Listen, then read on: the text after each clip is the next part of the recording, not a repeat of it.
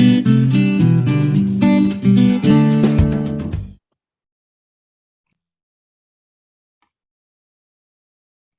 morning, everyone. Today is July 21st, 2022, and welcome to the New Possibilities Hour, part of the Will Work for Food project founded by Natalie Armstrong-Motin in the spring of 2020. Every Thursday, Jean Lawler and I, along with Natalie and Sarah Agamiri, host another cutting-edge webinar of interest to mediators and arbitrators, lawyers, and really anybody who negotiates. And we're delighted to have a very special guest today.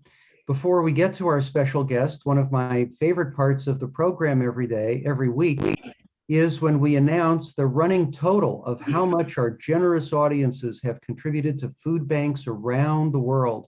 Because there's no charge for these great webinars, we ask you to contribute to a food bank if you like what you see. And Jean, I know we've been tickling the $300,000 number for the last few weeks. Are we there?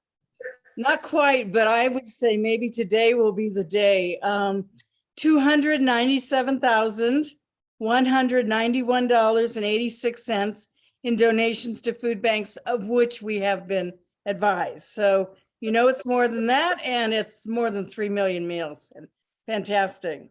Well, that's tremendous. And I am confident that the audience today will make David Armstrong the answer to that pub trivia question, which will last for years. Who was the speaker who put the Will Work for Food project above the $300,000 mark? And now for a very special introduction of David Armstrong, we have Natalie Armstrong-Motin. Natalie, please take it away. Thanks so much, Jeff. I know that today is a little out of the ordinary, but I do want to give a little bit of background about a person who, though Armstrong is a common enough name, is not related to the astronaut Neil Armstrong, nor related to the cyclist Lance Armstrong, but he is related to me. So I am very honored, very pleased that I get to introduce you all to my father, David Armstrong. And so he has a long background, gosh, more than I do. I've been around for 2.5 decades. He's been around for almost 3 in the industry. And he is, gosh, an educator, an arbitrator, a mediator, a dispute review board panelist. He's done, I don't know how many thousands of construction industry cases.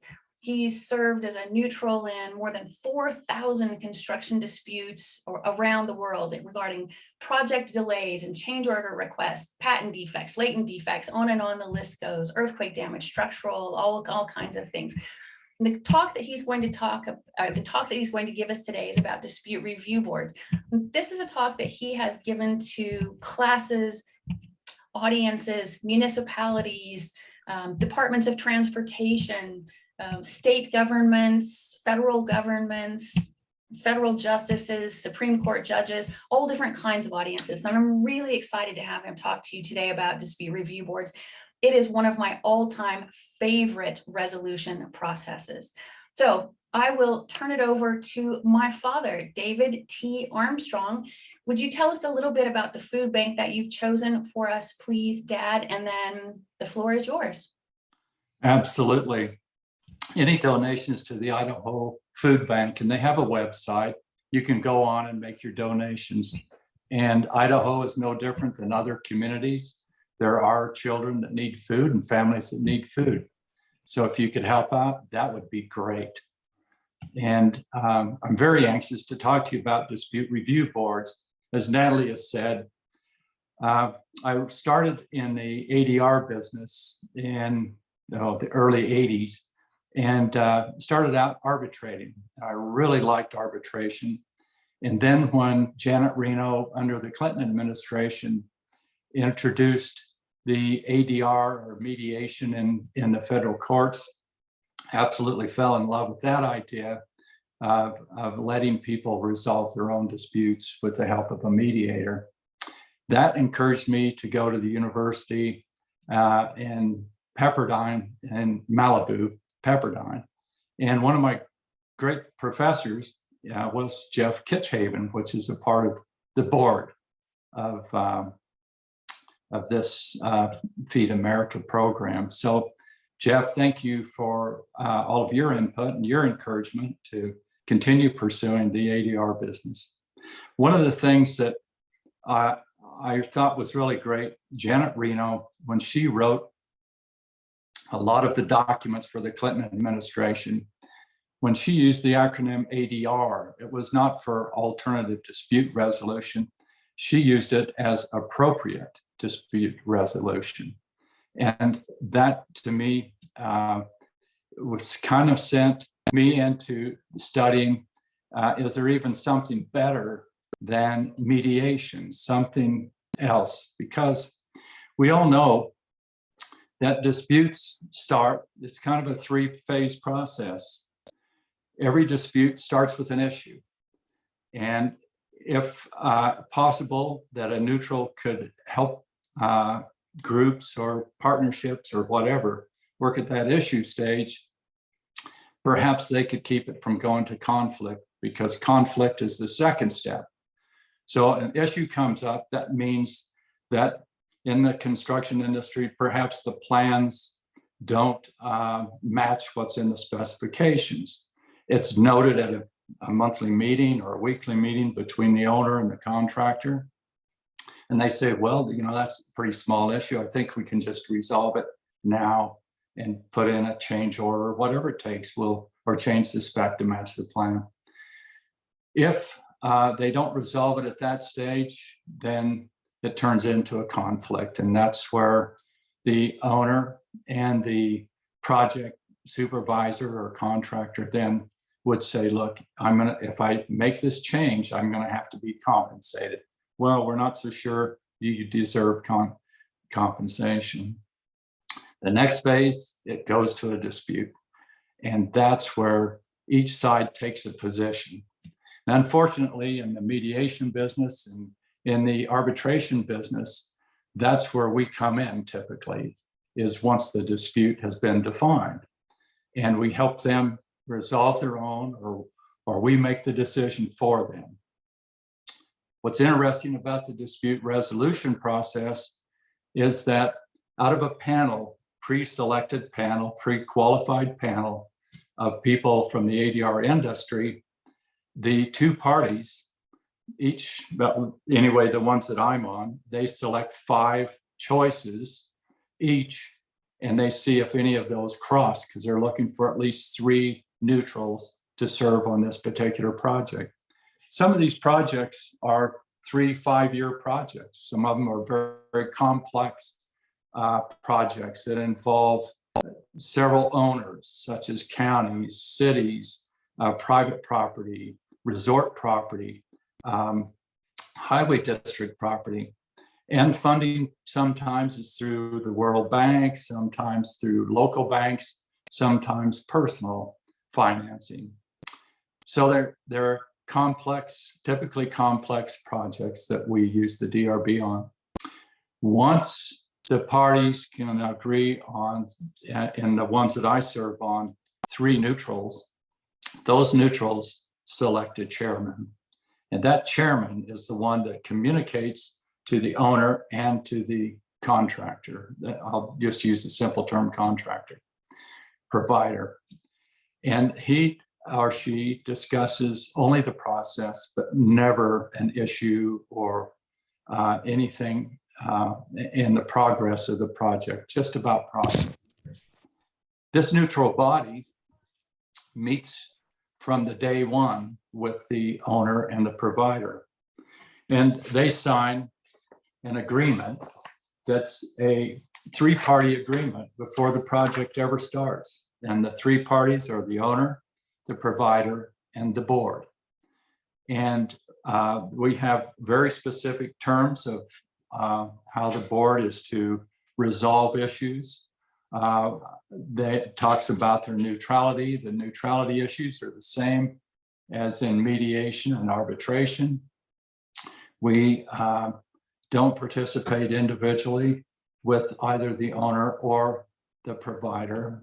We keep our distance, and we go to the monthly meetings or weekly meetings or quarterly meetings, whatever, and we sit quietly, we listen intently, and if an issue comes up, then perhaps we participate.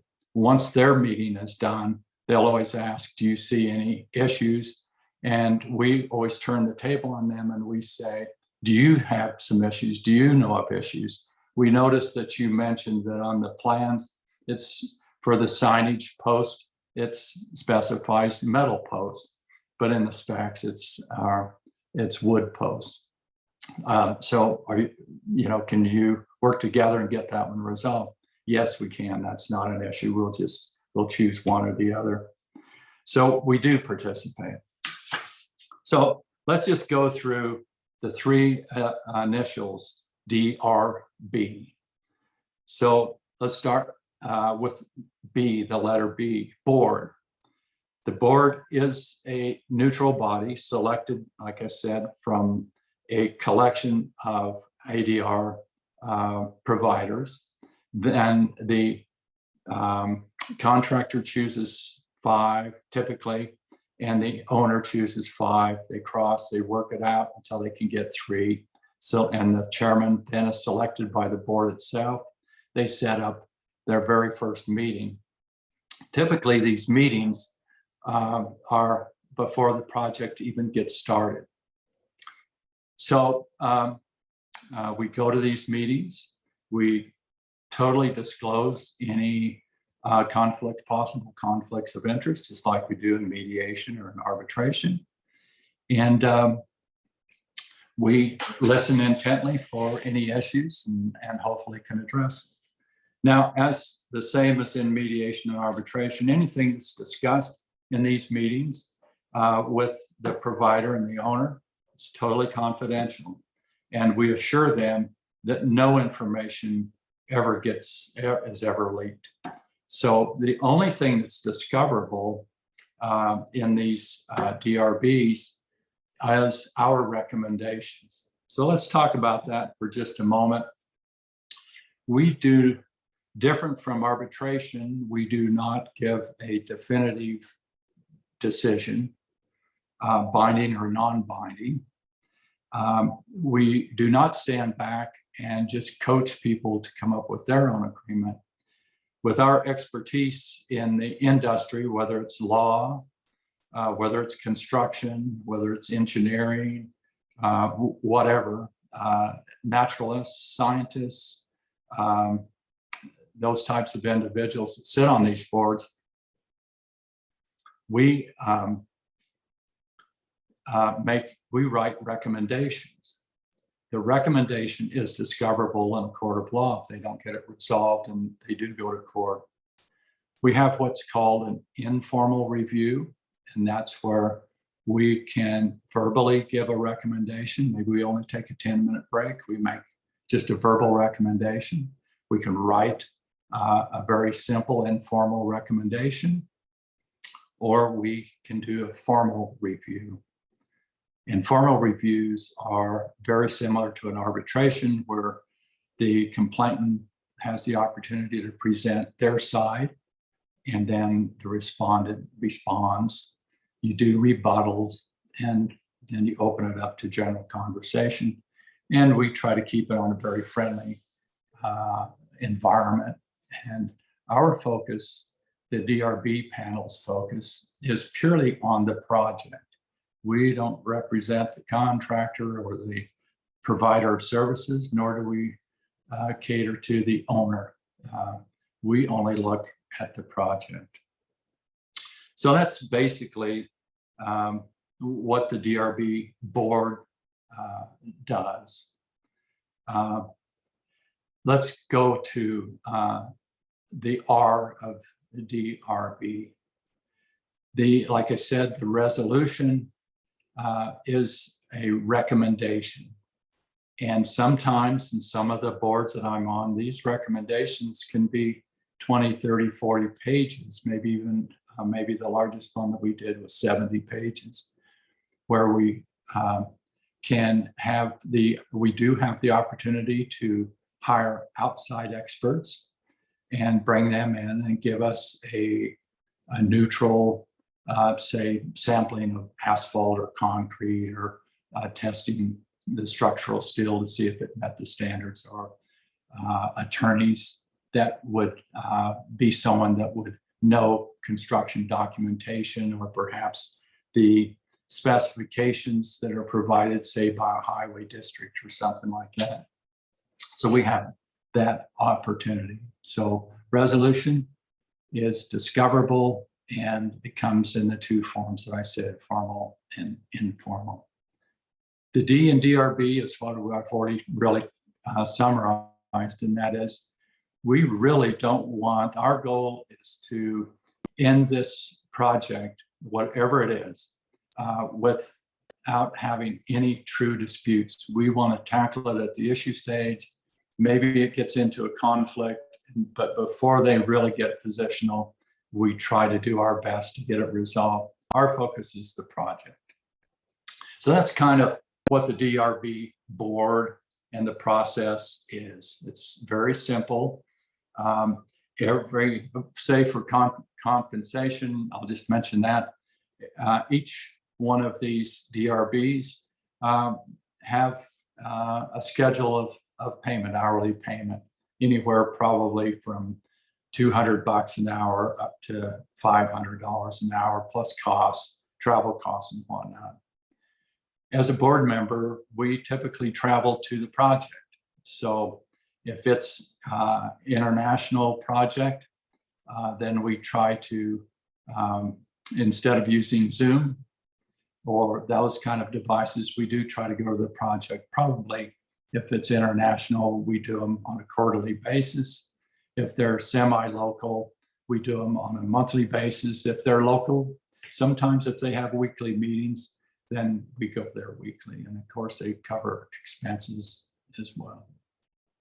So let's talk about some of the projects that have used DRBs. And these projects are huge.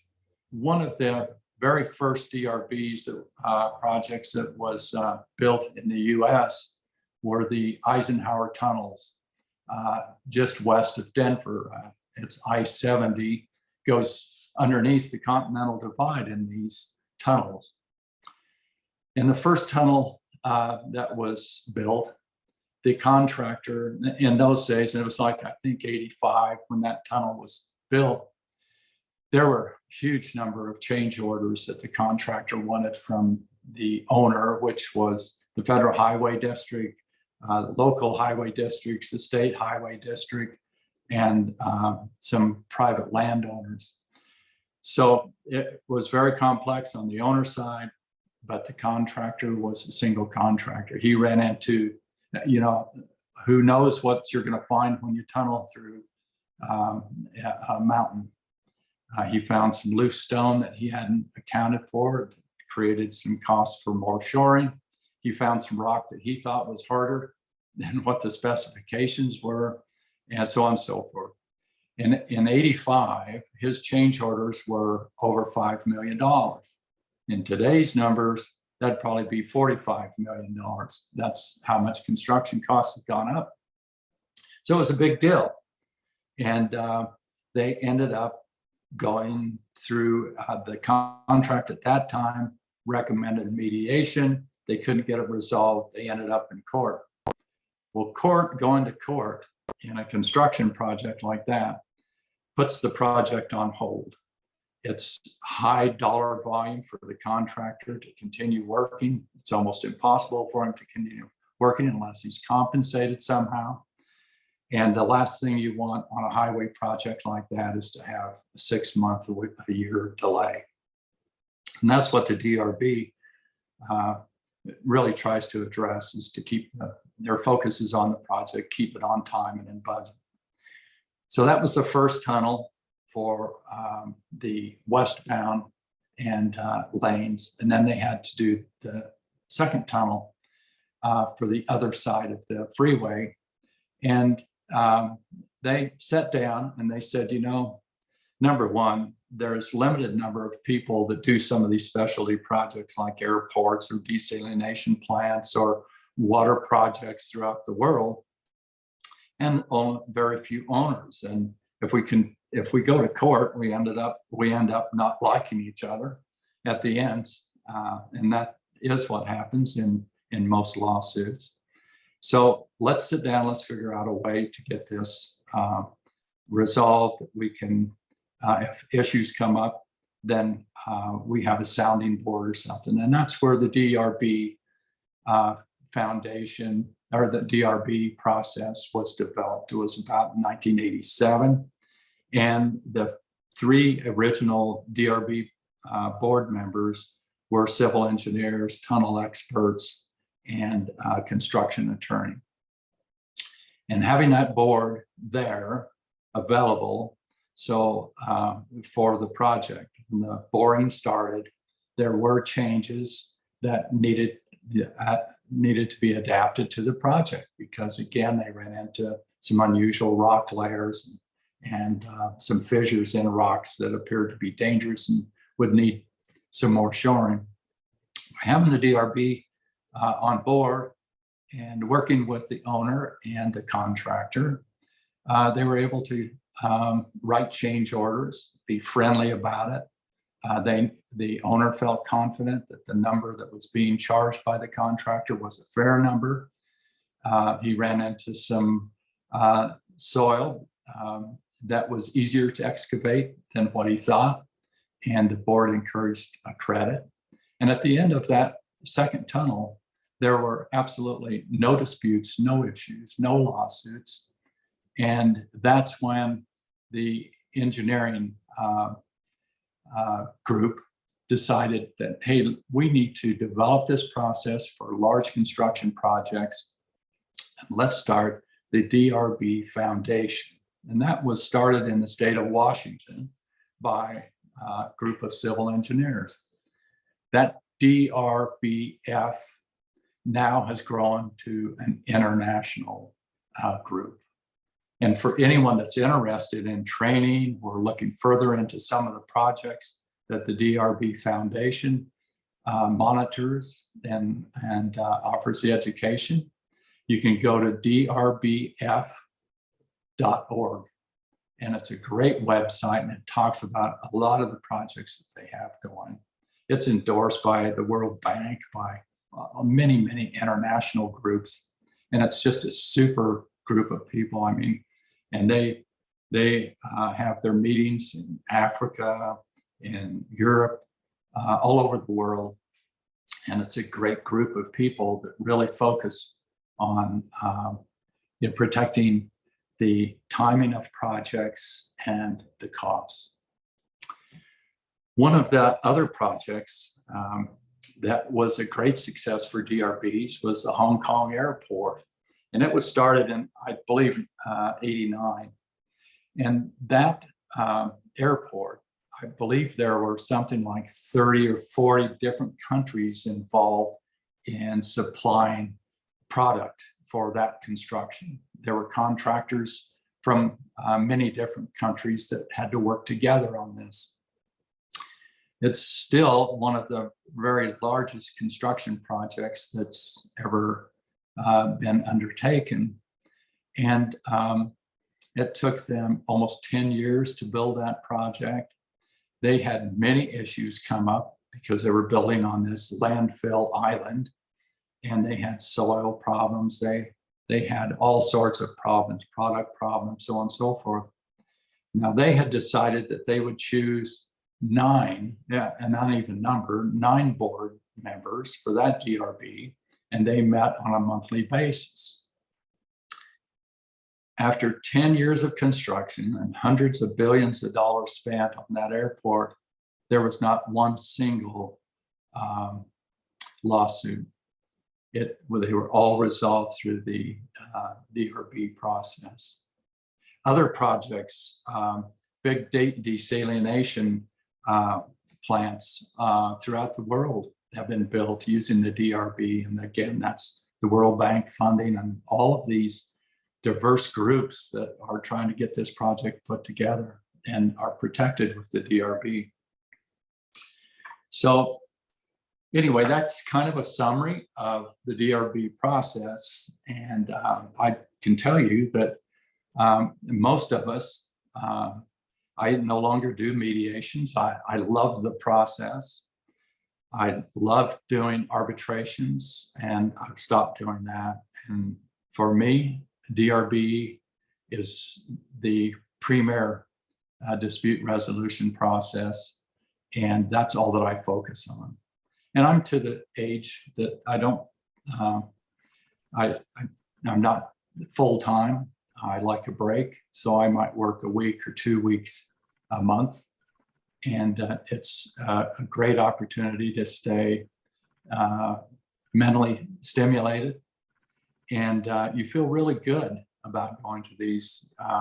We have never, in the 50 or 60 DRBs that I've been on, I've never once left there with any regrets on the outcomes of our recommendations. And typically the owner and the contractor take the recommendation serious. We're not there to resolve the dispute. We're there to give them guidance with our recommendations. And I don't know of any that I've been on that we've written reviews that haven't taken our recommendation. That's how successful it is. So right now I'm doing highway projects, the large overpasses, freeways and connections and that type of thing. And my background is construction, architecture, environmental planning, and a little bit of law. But the other board members, we have an attorney that's construction law, and that's really all that he's ever done in his career. And then we have a civil engineer. And typically, a good rounded board is what's important to be able to come up with good recommendations. I've had some really interesting ones. And it's not always roads, highways, desalination tunnels, those types of things. But when Natalie and I were teaching and certifying arbitrators, mediators, and dispute review board, the hotel industry became very interested, and we certified a lot of consultants out of the hotel industry. And the hotels, these resort hotels, the large ones, are typically built on donated land by a city or a state or a county, and they're very involved finances. They usually adjoin a public golf course, or there's a real intermix of ownership on these. And sometimes the contractor and the architects struggle to make everyone happy. And I can remember the one that we did. It was a beautiful hotel. It was designed by a top architectural firm out of San Francisco. And the hotel, being a high rise, was a granite clad exterior. And we've all seen them, the shiny stone. They're beautiful, absolutely gorgeous. And the architect in his contract reserved artistic rights so that he could say, hey, if that doesn't look good, I have the right to reject the installation or the product, and an alternative has to be implemented. In this particular project, the granite that he had specified came, of course, out of Italy or Spain, I can't remember now. And it is a natural product, and they do try to take it out of the same quarry, and they number the panels, and these were all quarried, loaded on ships, and sent to the project. So the contractor had to order this basically the day of the signing of the contract. And it was 6 or 8 months, I can't remember exactly, for that shipment to arrive in LA port, and was then transported to the project. So the contractor at that point had the steel structure up. It was all working out great. Project was on schedule, and they were staying within their budget. So the installation of the granite started, and the architect came by after I don't know, 50 or 60 panels of this beautiful granite was installed. And he said, my gosh, some of the panels are dark, some of the panels are light, some of them are mid-tone, and my building is starting to look like a checkerboard. And he said, I hate to, but I'm going to reject this load of granite. I don't want a checkerboard looking building. Well, fortunately, they had a dispute review board. They actually called it an issue review board, but a dispute review board, and comprised of myself and others from the industry. And we had asked permission once this was brought up, and it looked like it was going to turn into a conflict, and it was good because the contractor said it's a natural product. I can't guarantee the color. You know, it came from the same quarry, and that's just the way it's going to have to be. And before it became a dispute, we said, hey, could we go out and look at the product? And we did, and we witnessed the dark, the medium tone, and the light tone. And we asked the contractor to get a count on the dark ones, the medium, and segregate them out, the pallets out, and to the light. And what we ran by, just in an informal recommendation to the architect and the owner, the contractor, was, could you consider starting, say, at the bottom, segregate out the granite stones, and perhaps start at the bottom of the building with the dark ones, and then just make a gentle transition with the color of stone to the top. So the light's on the top and the dark's on the bottom, or whichever way you think would look best. But that way you can get rid of the checkerboard. That was in just a verbal recommendation, nothing written. And the light bulb went on with the architect, the owner, the contractor, and they said, hey, that'll work. No change order. And that's what I like about the dispute review boards, is that we're a third party. There's no money coming out of our pocket. We don't represent any of the parties. We just represent the project. Very successful, saved several $1 million, if not into the double-digit millions. So anyway, that's what it is. That's the process. And I told Natalie that I wanted to talk about the process first and open eyes to perhaps people that have never heard of the Dispute Review Board. But I really would like to have some questions from those that are listening in or attending this webinar. So are there any questions from anyone? David Armstrong, thank you. What a wonderful presentation, full of information that I think is really news to a lot of people here. Let me ask you first, is there a systematic effort to quantify just how much money is saved and how much time and money is saved by using these dispute review boards? I'll tell you, Jeff, Caltrans, which they probably do 3,000 to 5,000 projects a year, maintaining the freeway systems and the state highways in the state of California. They have a DRB on every project, whether it's $100,000 or it's $100 million. They have a DRB. The DRB basically assists them if they do become in conflict and they become entrenched. The DRB's recommendation is typically listened to, and that's how it's resolved, because the alternative, going to court, just doesn't make sense, even on a $100,000 project. Typically, they budget as a contingency fee for the DRB. They basically, now the low cost one's $100,000, they have to adjust that up. But on the typical project, which is, say, is from 5 million up to 100 million, they budget about 1% of the project to be spent on the board. It's a contingency fee for the contractor, so they put it in the contract. So let's say it's 100 million. They put in 10 $100,000 into the budget for the contractor, $100,000 in for the owner. So that's $200,000 budget for the DRB. If there's no formal hearings, that we're usually under budget. If we do a lot of, not hearings, but reviews, if we do a lot of reviews, we exceed it, and both parties are responsible to share in that cost. So that's about where that is. To me, there's no limit. I mean, if it's a $10,000 project, it's hardly worth bringing in the DRB. But. Fascinating.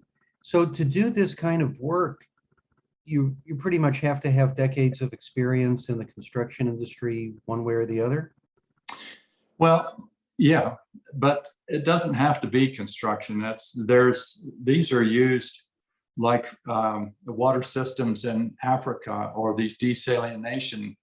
It could be a cultural background. It could just be someone from that country that represents, that particular culture, or it can be a variety.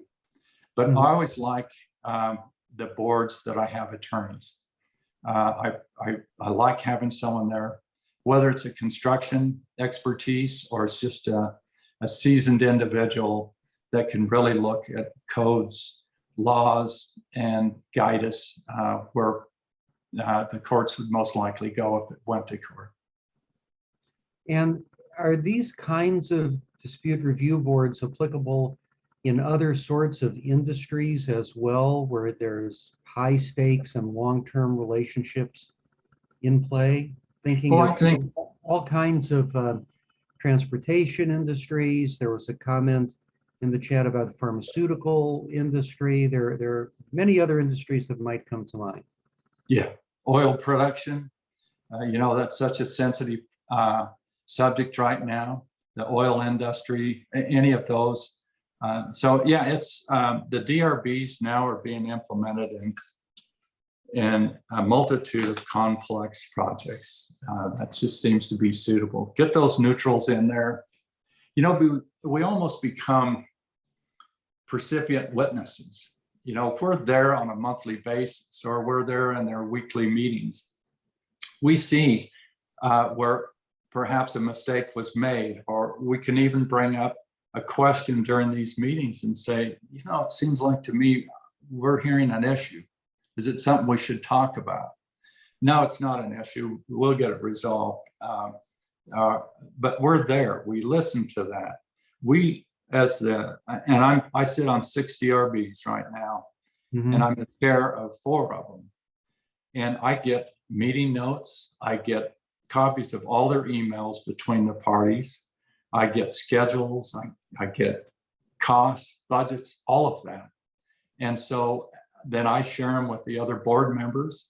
And so we're up to date. It's like we're there. We're just a fly on the wall, and we know the 2 parties and some of their strengths and some of their weaknesses, and we're good listeners. And that's what it takes, is a good listener more than anything. Well, let's listen to Valerie Eddy, because she has a question. And Valerie, why don't you unmute yourself, please, and pose the question on your mind. Good morning. Thank you, David and Natalie. Natalie and I go back a long time. Great to be a part of this. My background is in the construction industry. I'm in Southern California. I have over 35 years, mostly in heavy equipment. So do you get into these dispute review boards? Do each individual company set it up, or do you go through the foundation? How do you get started in getting into those review boards? It's a good question. If you are in California, you simply log on to Caltrans website and say that you would like to consider being a board member on some of their disputes or on some of their projects, I'm sorry. And they will send you a form, and you fill it out and you submit with your background. And then they have a whole list, and Caltrans has a huge list, maybe 2,000 neutrals that are available that are well qualified. And then if your majority of your career has been in excavation, if it's something that involves, well, like here in Idaho, we're trying to improve the northbound highways because of the mountains and the canyons. There's one project here that's a 3-year project, and it's a lot of dynamite rock removal.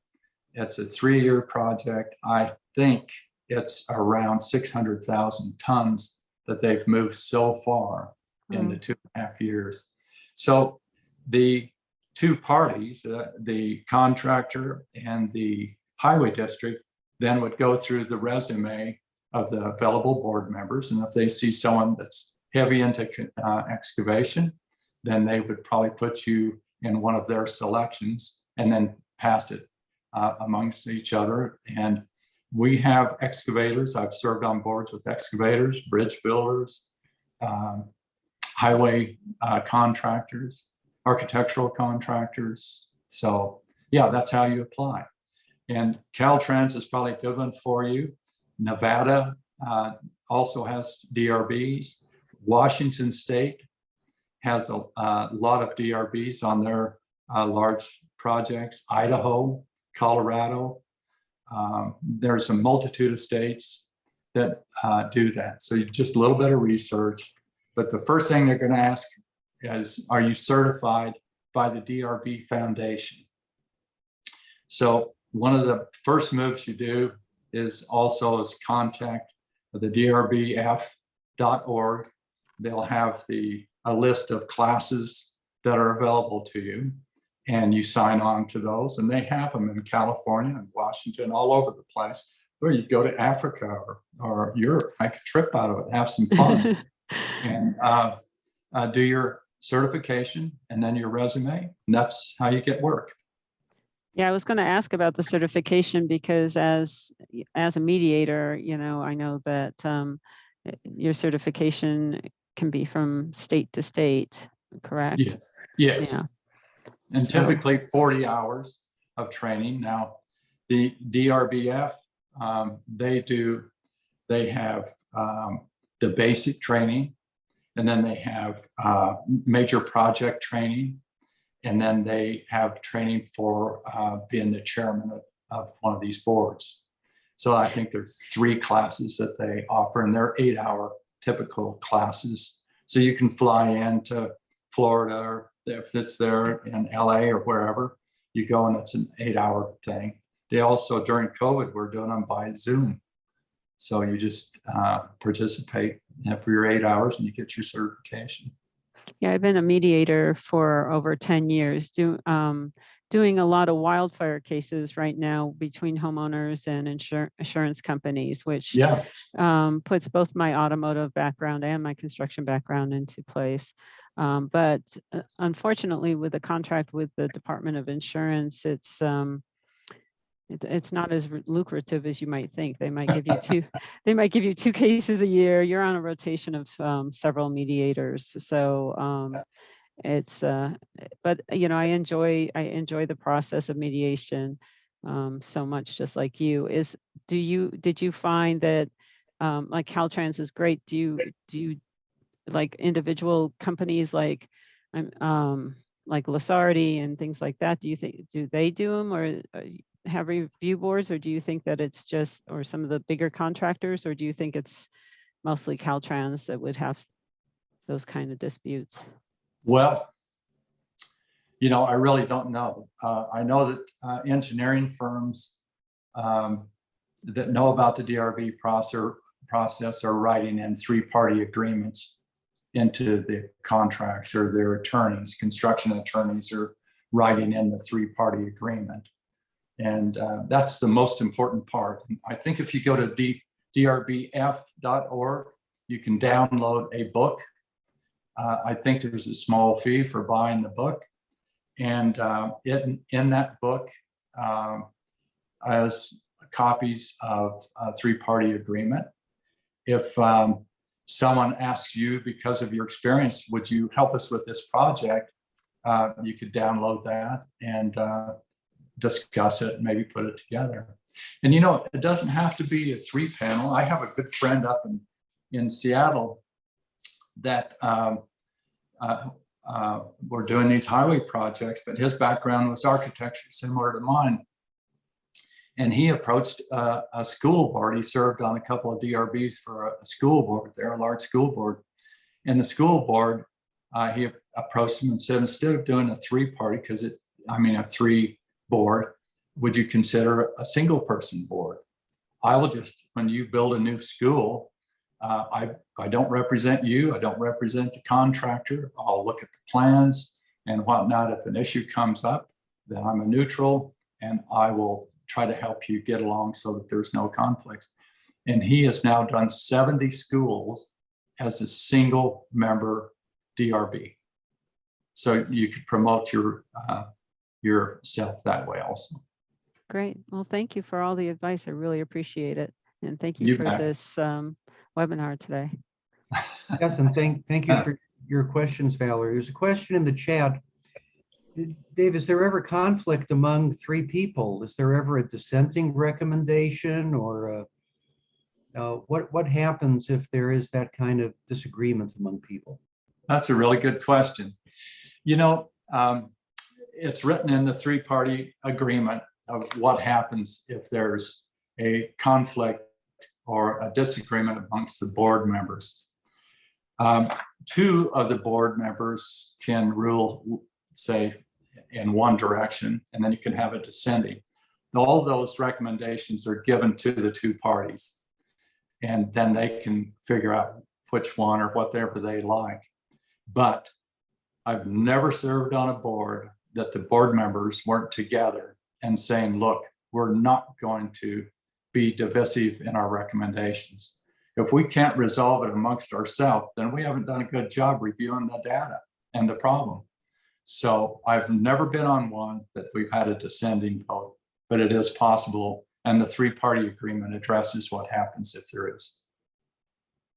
Okay, our friend Roger Moss up in Northern California, I believe, and then Stuart Baker after that, please. Okay. Thank you, Jeff, and hello, David, and thank you so much for being here today. You have been a legend in my mind for a long time through my association with Natalie, and it's just wonderful to meet you virtually. So thank you. I was really struck by the observation you made early on in your remarks. I think you were coming out of the Pepperdine experience, and you saw the limitations of the word and perhaps what people think of the word mediation. I also, that connects to the appropriate dispute resolution phrase, which is much more common internationally than in the United States. Mm-hmm. And another mentor of mine, Colin Rule, everybody probably in this call knows him, made similar comments to me years ago that really influenced how I tried to build my private practice and now a program that I manage.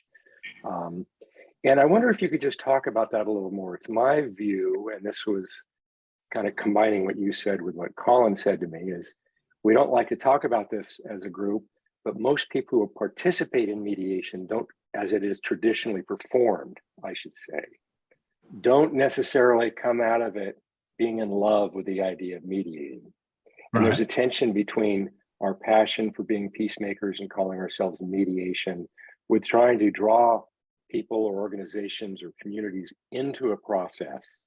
And so to the extent the word itself maybe should be de-emphasized is something that interests me. And I would love to hear you talk about that. Well, the last mediation I did was about 3 years ago. And I flew in, I did the mediation. It was a court mandated mediation. And those are always tough because to mandate someone into mediation, it's a real struggle for us mediators. And it was a water intrusion problem in a dentist's office. And the dentist's office was located in a shopping center. And adjacent to him was a Chinese restaurant. Chinese restaurant went bankrupt, foreclosed on. The space was empty. And the proprietor of the restaurant had a Coke dispensing machine in there that he left behind. And I can use names because it was a lawsuit. But this was a dispute between a dentist and the Coca-Cola company. who he felt was responsible for the water intrusion because apparently a rat had eaten a hole in the connecting water hose to the dispenser. And that's what flooded his space. And you know, after doing a lot of mediations, I just thought to myself, here's a contingency fee attorney suing a large corporation for something that a rat did, only because he can't find the rat to sue, and he has no legal premise to sue the rat, even if he did find him. And so you just pick the person with the biggest pocketbook, and that was the Coca-Cola company. And the attorneys on both sides were entrenched in positions that were impossible. Being offered $2,500 to settle, no, I won't settle for less than, 500, whatever the numbers were. And I didn't get that one resolved. I tried. I did everything that Pepperdine University taught me about mediation. I pulled the strings from my heart for all the experiences I had. When I got on the plane to fly home after the mediation, I just thought, I worked doing these DRBs, and that's where I feel most comfortable. I know by sitting there and trying to address the issue and the project, focus on the project, not the people, I'm accomplishing something every time I go to one of those meetings.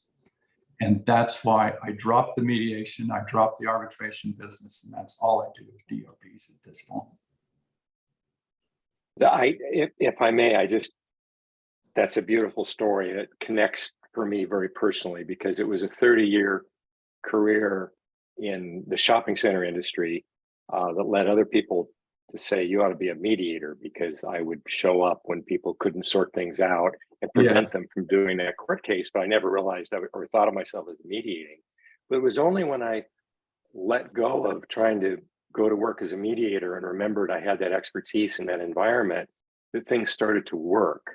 And for me, the touchstone for me is this idea of I'm a professional neutral and a negotiator and a problem solver. Yes. In a particular context, that if we can just get back to talking about the facts, all will be well, and we can heal relationships too.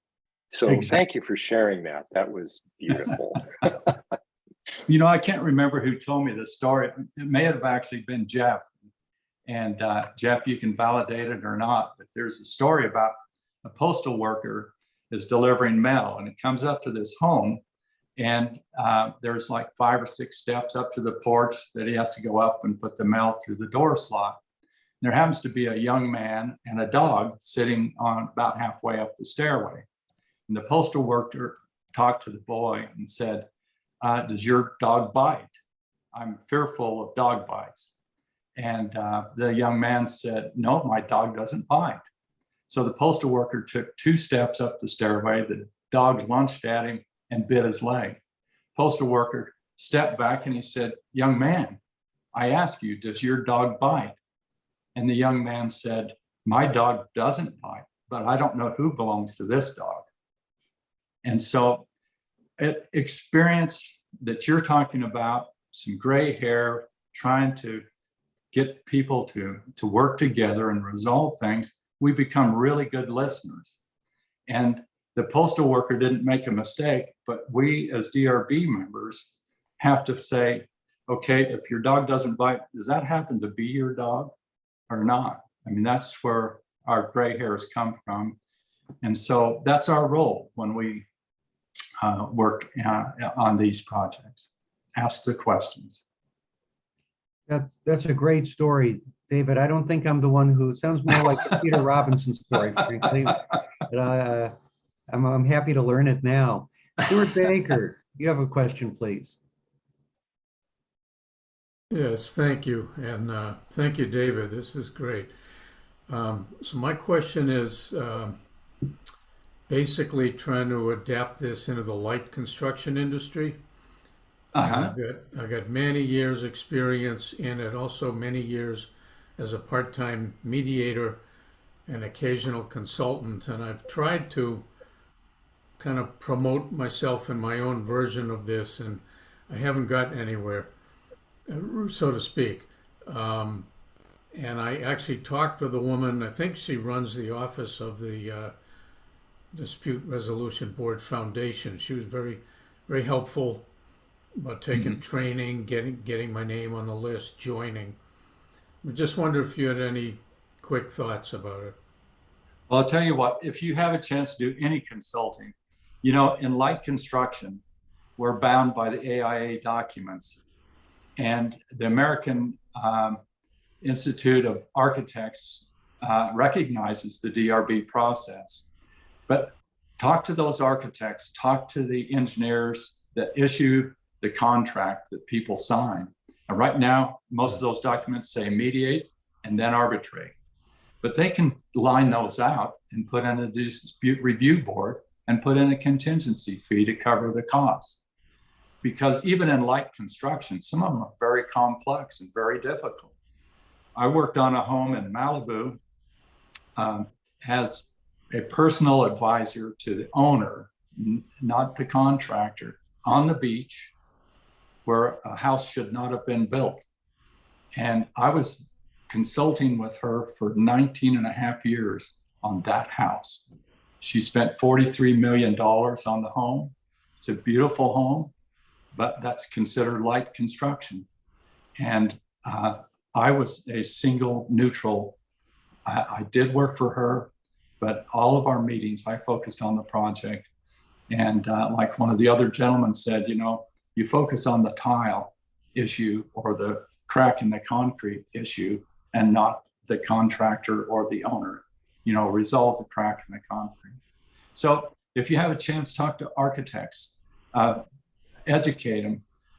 Natalie and I, when we were doing the training, we did have the blessings of the AIA, and we educated, I don't know how many, Natalie can tell you, at least 800 or 900 architects took the course. And I believe, hopefully some of them are changing their contracts. So maybe that'll help you. Thank you. All right, we have just a minute or two left. Any last minute questions? Yes, Janice Sparrow, please. Hi, thank you. I found your information super helpful.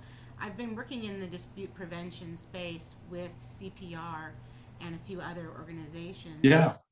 But I would like to get more involved in the boards. What is the basic training that you recommend for someone who's already, you know, done dispute prevention and has served as a standing neutral in a contract on their own, but has never been on a board? What do you recommend? Definitely take your training from the Dispute Review Board Foundation and contact them and tell them you want their training. And then that's your first step you need to take.